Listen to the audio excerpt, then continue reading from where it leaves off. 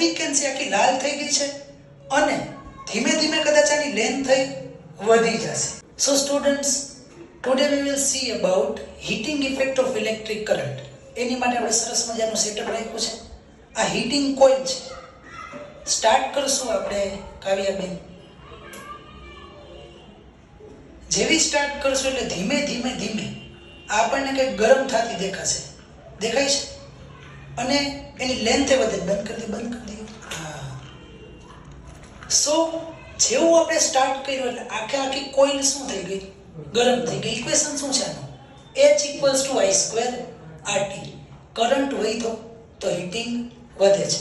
Resistance, આ તો total resistance જ છે. રેઝિસ્ટન્સ વધે છે તોય હીટિંગ વધે. હજી વધારે વાર આપણે ગરમ કરત તોય શું થાય? એની હીટિંગ વધે. પાછું ચાલુ કરી દઈએ.